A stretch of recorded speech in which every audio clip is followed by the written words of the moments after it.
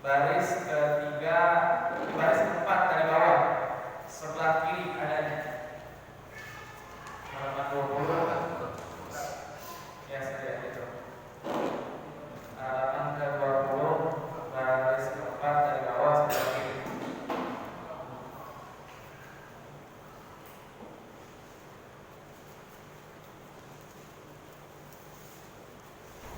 Bismillahirrahmanirrahim.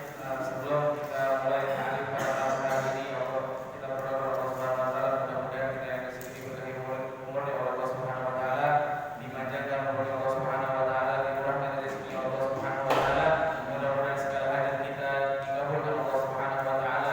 Dan kita doakan kepada keluarga kita yang masih ada, semoga Allah panjangkan umurnya, Allah sehatkan badannya, Allah murahkan rezekinya, semoga segala hajat dan keinginannya dikabulkan Allah Subhanahu wa taala. Dan kita doakan kepada keluarga kita yang telah meninggal dunia, semoga Allah ampuni dosa-dosanya, Allah menjadikan kuburnya Allah di neraka Jinnah, Allah jauhkan kuburnya dari para kufar dan para niran.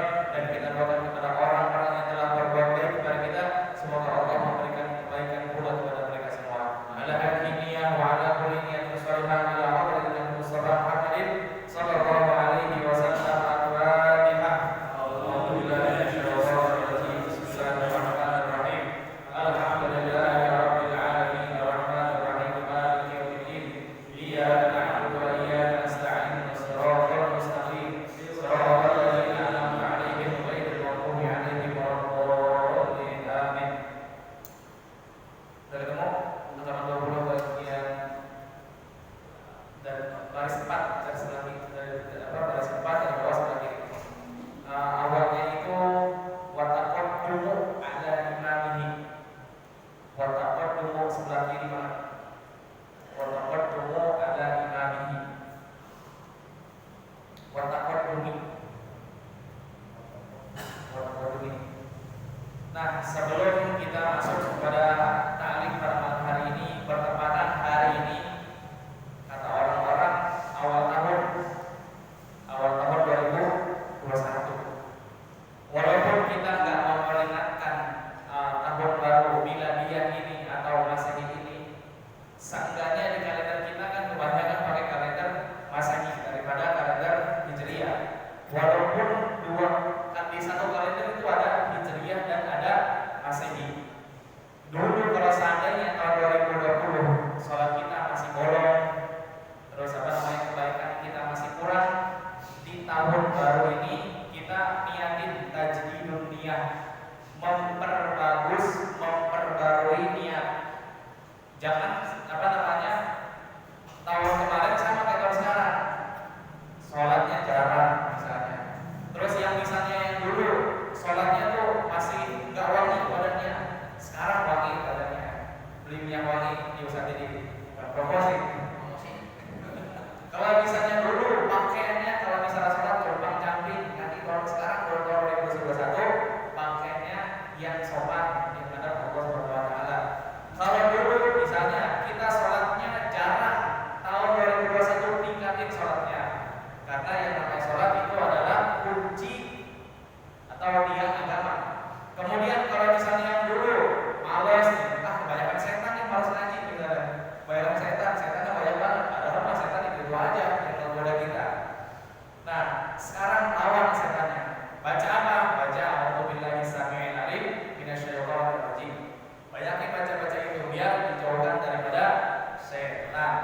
Nah, walaupun udah disebutin hadisnya nih, duduk di majelis ilmu apa aja pahalanya.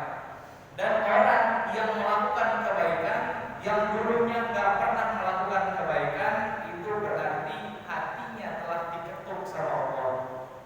Pas malam Kamis saya udah cerita itu yang namanya Malik bin Dinar.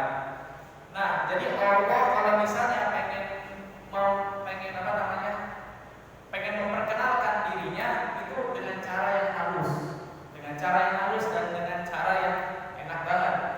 Nah, sekarang ini ada namanya Al-Qanadi. Sebelum kita masuk ke Sabina, ada namanya Imam Qanadi. Imam Qanadi ini ulama yang besar, ulama yang agung, bahkan dia itu adalah salah satu waliullah, Al-Qanadi ini. Nah, Al-Qanadi yang saya pernah cerita, kalau Allah itu kalau udah mengetuk hati seseorang,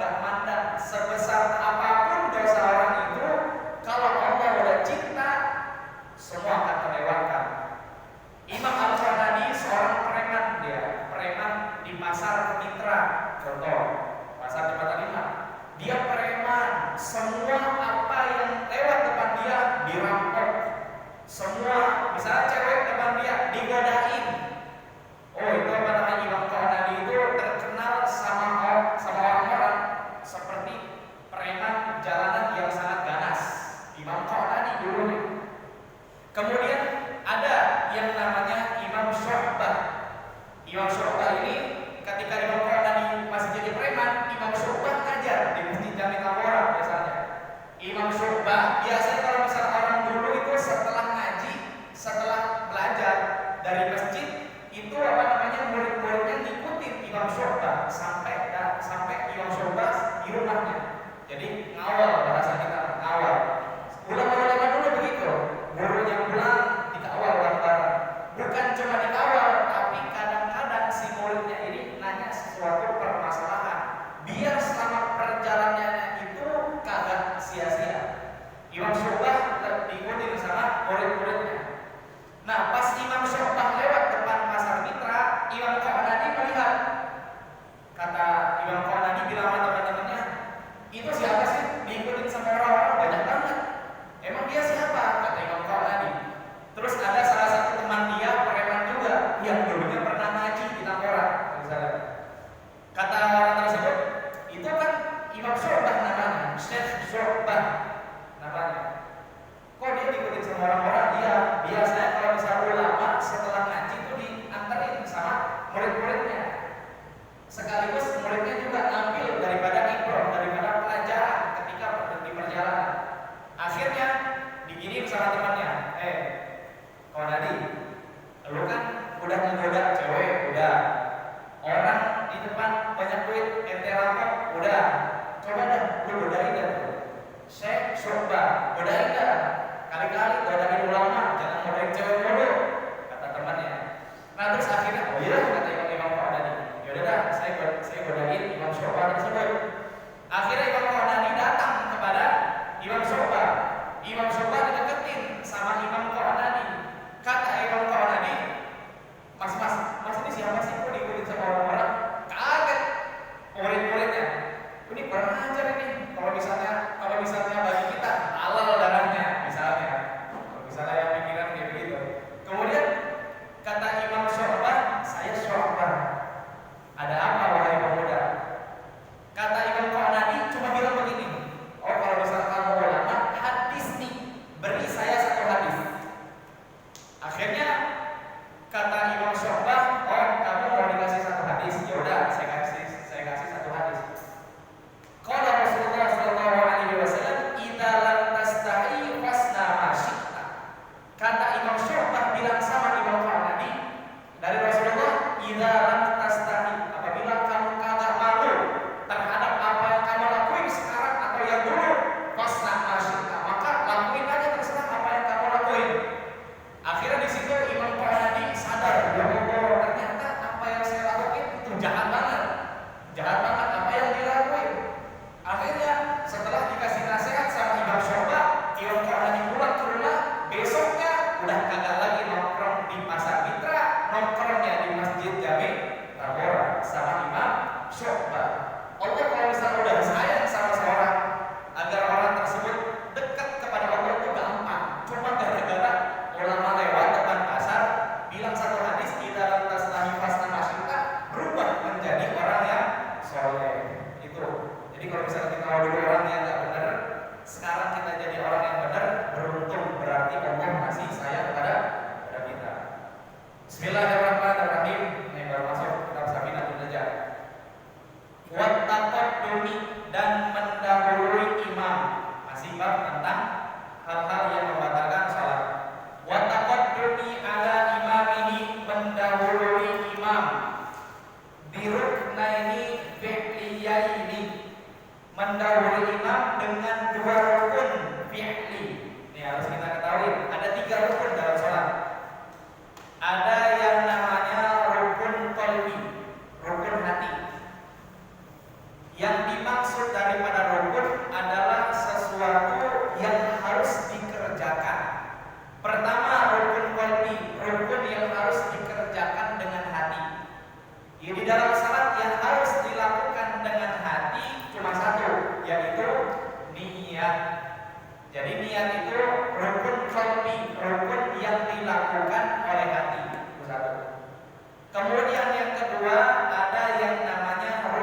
fi'li, rukun yang harus dilakukan dengan pekerjaan atau dengan gerakan. Contoh rukun fi'li, berdiri rukun fi'li.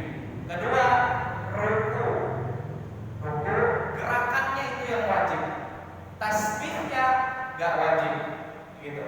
Kemudian i'tidal, habis dari ruku berdiri, itu namanya i'tidal gerakannya atau pekerjaannya rukun atau wajib. Kemudian yang keempat, sujud itu rukun wajib.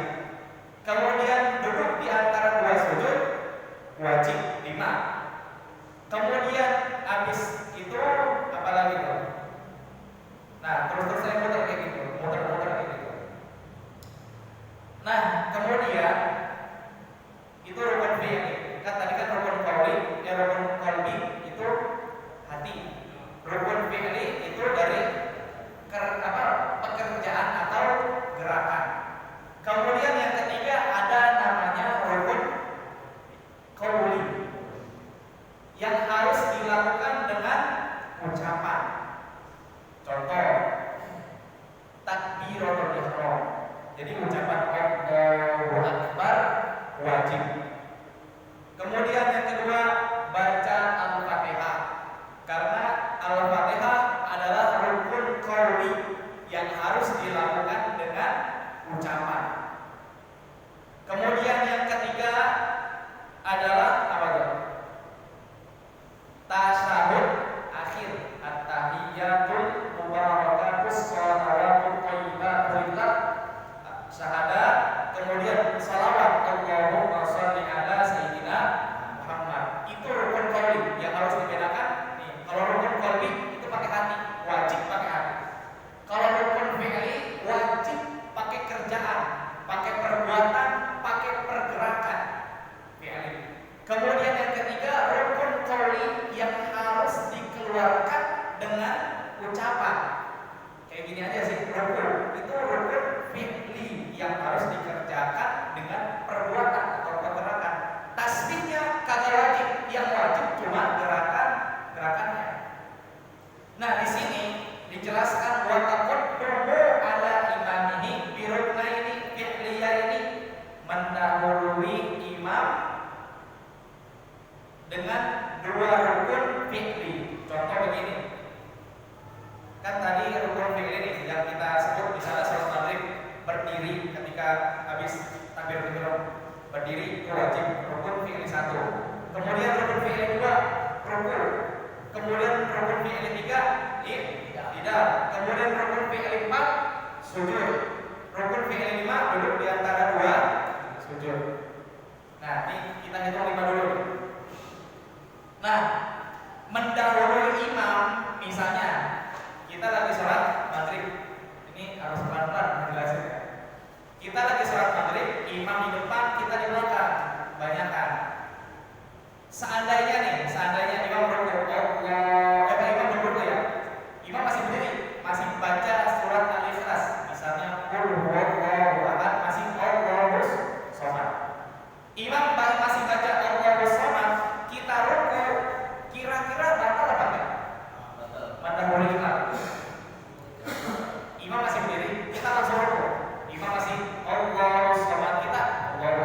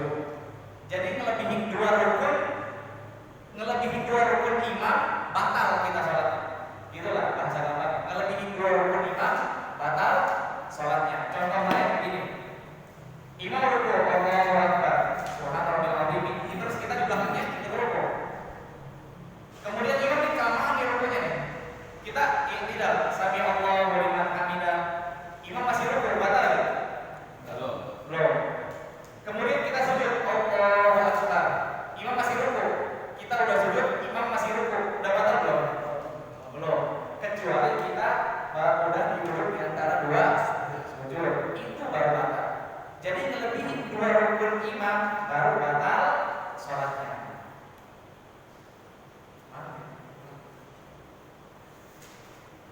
Kemudian wa takhallufi bihima bi ghairi 'udhrin, ataupun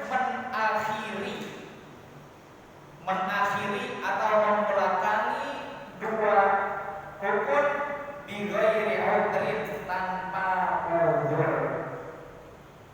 Nah, contoh kayak tadi sebaliknya. Kalau tadi kan mendahului. Kalau sekarang ngebelakangin, misalnya kita salat maghrib, imam berdiri, kita masih berdiri. Kemudian imam udah Allahu Akbar, kita masih berdiri. Udah batal belum? Belum. Imam sami Allahu liman hamidah, kita masih berdiri, belum ruku. Udah batal belum? Belum. Kalau imam udah sujud, kita masih berdiri, belum ruku, maka itu sudah batal. Ngelebihi dua rukun imam atau mengakhiri dua rukun imam, maka sholatnya batal. Itu apa namanya? Ini ya. Jadi kalau misalnya ngedahului imam cuma satu rukun, batal. Kalau udah melebihi atau apa namanya? Kalau mendahului atau membelakangi dua rukun imam, maka di situ jadinya batal. Kemudian di sini ada apa namanya? Ada pengecualian. Wasul ayyam wal sujud wal imam qalimun lil qiraati masalan. Nah, ini tadi udah jelasin wal adru bis sabqi. Nah, itu kan bi ghairi udhrin, tanpa uzur. Jadi mendahului atau membelakangi imam dengan dua rukun itu batal. Bi ghairi udhrin, tanpa uzur. Nah, uzurnya apa sih? Di sini ada uzurnya. Uzur itu maksudnya nisyan, lupa, wal jahlu, atau kita nggak tahu gerakan imam, tiba-tiba ngedahuluin imam, maka itu namanya uzur. Contoh begini nih, uzur itu terbagi menjadi, ada uzur bagi yang ketinggalan dua rukun panjang. Contoh begini, orang yang baca Al-Fatihahnya lambat. Jadi orang kalau misalnya uzur, orang yang uzur itu gara-gara imamnya terlalu cepat misalnya. Kan tadi kan rukun fi'li ya. Kalau imamnya terlalu cepat, misalnya alhamdulillahirabbil alamin sampai akhir, kita itu misalnya imam baca inna a'tainakal kautsar, misalnya inna a'tainakal kautsar. Itu kita sama-sama berdiri. Kemudian imam ruku. Kita ini belum selesai Al-Fatihahnya misalnya. Imam udah berdiri lagi nih. Tidak. Kemudian imam sujud, udah batal belum? Belum. Karena kenapa? Sebabnya si imam terlalu cepat, itu namanya uzur. Kalau misalnya sudah ngelewatin dua rukun imam qauli yang secara ucapan, maka baru batal. Tapi kalau misalnya imamnya normal aja, kalau kita mendahului atau membelakangi imam dua rukun, maka sholatnya menjadi batal. Kemudian kalau misalnya nih gini, ngebarengin imam, nih saya tadi lupa ngasih tahu, yang namanya mendahului imam satu kali rukun, misalnya nih, imam baru walam yaqullahu kufuwan ahad, kita Allahu Akbar, baru imam Allahu Akbar, sholatnya nggak batal, akan tetapi haram. Sholatnya nggak batal tetapi haram. Kemudian kalau seandainya ngebarengin imam pengen ruku, Allahu Akbar, gerakannya sama imam, maka itu jatuhnya makruh. Jadi ngedahuluin imam satu rukun haram, barengin imam makruh. Sama kayak misalnya begini, imam baca Al-Fatihah, kita baca Al-Fatihah, maka kita mengerjakan Al-Fatihah itu hukumnya makruh berbarengan dengan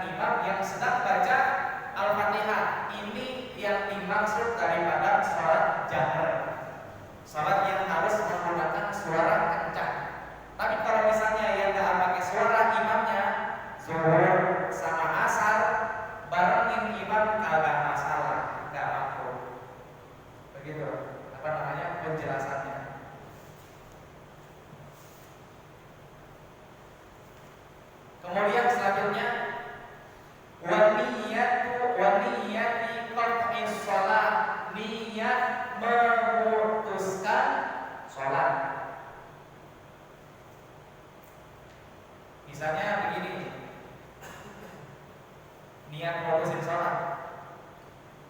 Kita lagi sholat maghrib, terus apa namanya? Kita pengen niat nih. Oh iya, handphone kan tadi di kamar mandi misalnya. Bagaimana nih? Harus batal itu kan enggak? Kalau seandainya kita niatin pengen ngambil handphone, niat pengen ambil handphone daripada melanjutkan sholatnya, itu jatuhnya niat memutuskan sholat. Atau misalnya begini, kita belum sholat zuhur, belum sholat, kita pengen ngelakuin sholat asar, tapi kita belum sholat zuhur. Pas kita lagi sholat asar, kita lupa tuh belum ngerjain sholat zuhur. Pas di rakaat kedua, oh iya, apa namanya? Saya belum sholat zuhur. Dan apa namanya? Kalau misalnya kita niatnya pengen mutusin sholat, maka sholatnya menjadi batal. Atau misalnya begini, merubah niat. Kita lagi sholat asar, tadi kan belum sholat zuhur. Ini daripada ngulang lagi, mendingan saya gantilah. Tadi kan niatnya asar, saya gantilah. Ini jadi sholat zuhur, maka itu batal, nggak bisa. Atau misalnya begini, selanjutnya wa ta'liqi qat'iha, memautkan, menggantungkan untuk memutuskan sholat bisa dengan suatu. Contoh begini, kita lagi sholat, Allahu Akbar misalnya. Nah, kita lagi sholat, misalnya di depan, kalau misalnya di depan ada orang gila pengen keluar angkor misalnya. Kebetulan nggak ada orang gila, niat dalam sholat kayak begitu, batal sholatnya. Atau misalnya begini, sebelum sholat misalnya, mana nih ya, teman kita tadi katanya janji pengen datang ke rumah jam 2, ini udah jam 2 lewat 5 belum datang. Ya udah dah, saya sholat zuhur dulu aja dah. Sholat zuhur, nanti pas teman saya datang, saya batalin sholatnya. Dia ketika takbir Allahu Akbar itu udah batal. Kenapa? Dia menyangkut pautkan untuk dia itu memutuskan sholat. Jadi kalau niatnya udah begitu, dia tuh ketika takbiratul ihram udah batal sholatnya, karena udah niat pengen mutusin sholat. Gitu. Kemudian yang selanjutnya,